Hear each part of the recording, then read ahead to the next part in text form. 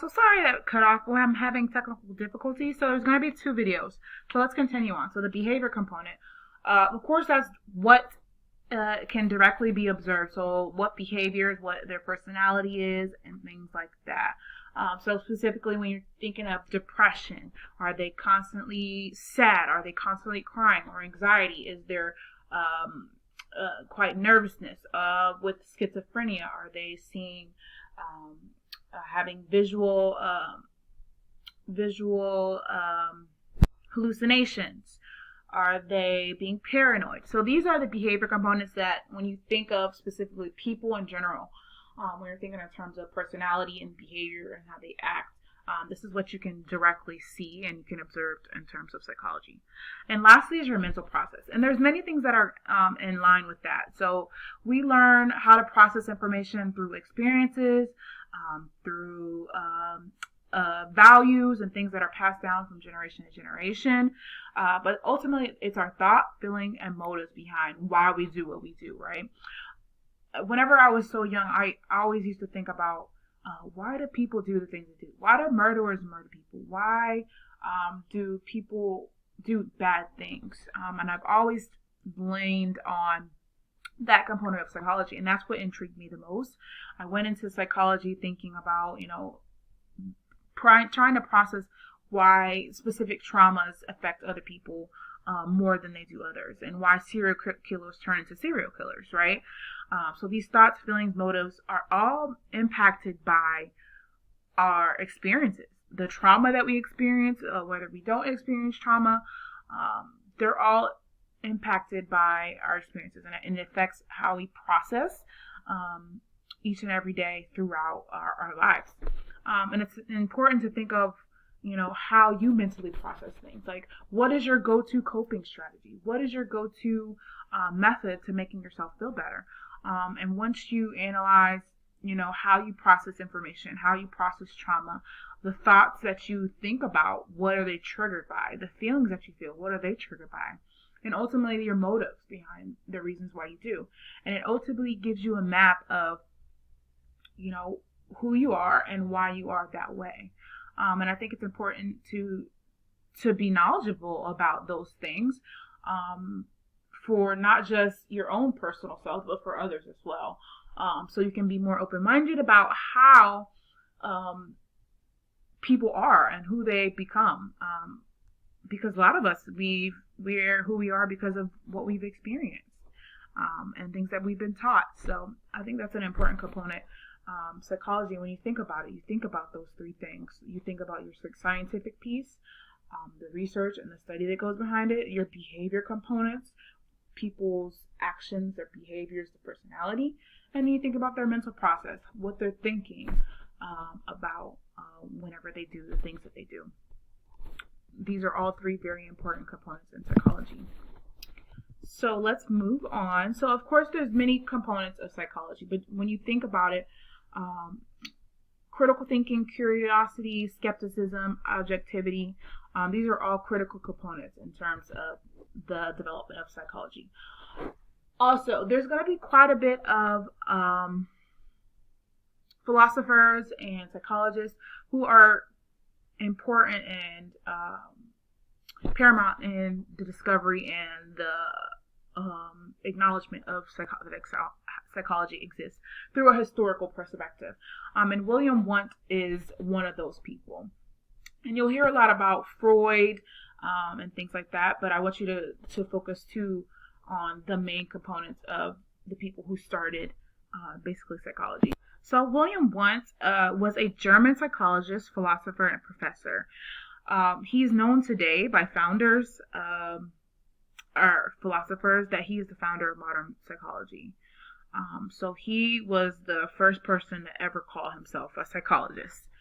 So he is one of the pioneers of psychology, if you want to, so to speak. So he began the philosophical debate on the link between the mind and body. So prior to him, many people believed that the mind was one component and the body was the other. He essentially put that link between the mind and body. So we think a certain way, and then our body responds to that. So he explored many levels of structures of consciousness, So the idea of structuralism and introspection came about. So structuralism is psychology's theory of consciousness. And then also introspection, that's the looking inward. So he was a pioneer in terms of those levels of consciousness and how they impact and play on the brain. Then you also have William James. He explored the purpose of the mind and behavior. So like I said, prior to these times, many people didn't equate the two to even relate to that they are together. As he developed, thoughts on functionalism and how people adapt to their environment, and also Darwin's theory of evolution, including natural selection. And that's something that you may have heard of before, because it is a huge component of psychology and overall humankind. But the adaptation to the environment is an important component because that speaks to how many people can be a product of their environment, or the environment they experience impacts who they are as people. So that's where those components come from. And I want you guys, of course, throughout the text, you'll read a lot more about those components. But I think just having that brief analysis of where that comes from, why people feel adaptation is due to your environment, and why people feel to think those ways. And I know growing up, a lot of times my mom would tell me, birds of a feather flock together. And I think that is something that is ingrained in a lot of people. You think because someone hangs around bad people, they're going to become a bad person, or they live in a bad neighborhood, they're going to be a bad person.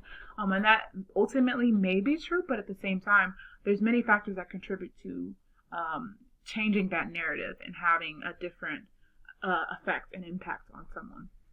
And that's when you talk about the biological approach. And I know in your environment, your experiences and trauma, they all impact who you are, but there's also a biological approach.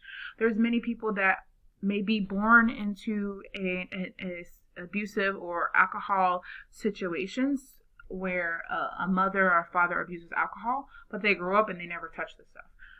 So there's parts of this biological approach that are important. So, for instance, if you're born to an alcoholic mother and father, you may be predisposed to developing alcohol abuse in your later life, but you also have other factors important. Maybe your peer structure, maybe your relationships outside of your family life shape you in a different way, and maybe that experience living in an alcoholic home shapes you in a different way. But that it'll always have that biological component to where you are predisposed because you have family members who were alcoholics. However, that doesn't specifically dictate that you will go that route.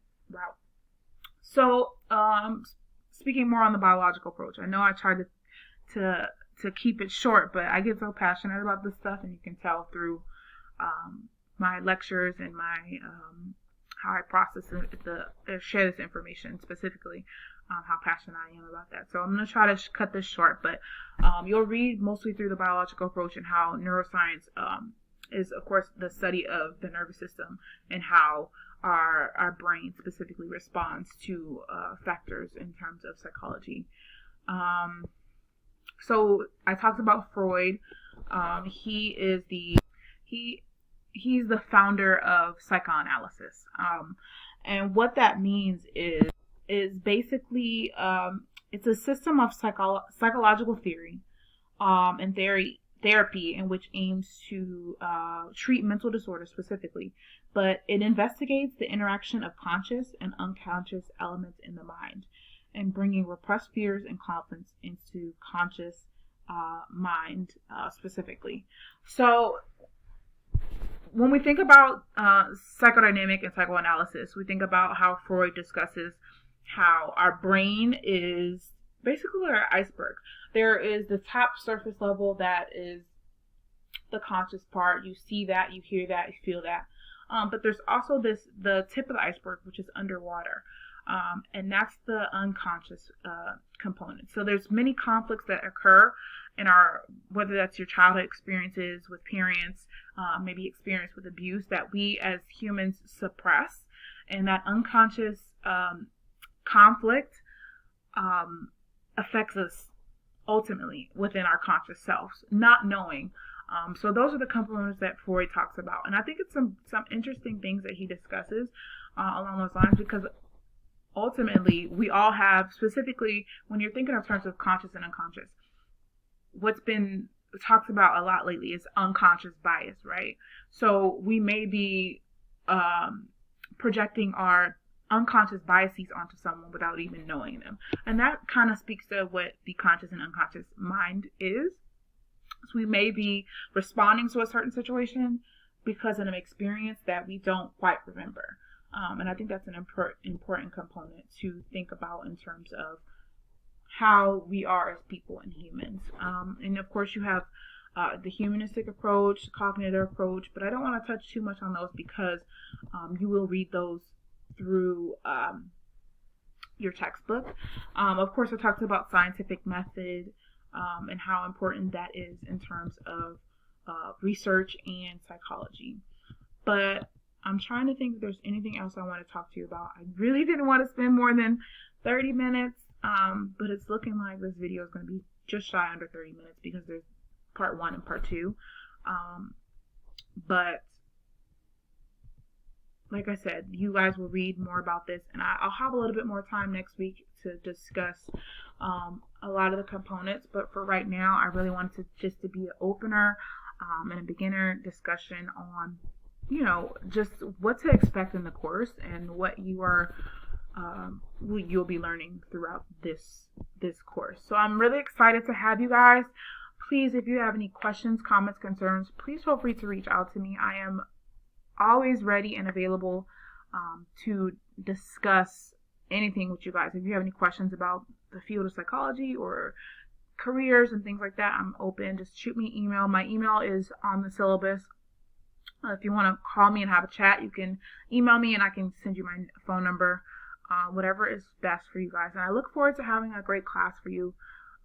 And I hope that my love of psychology shines through this course, and I hope you guys get excited about psychology. So yeah, I hope you have a great week, and welcome to the course.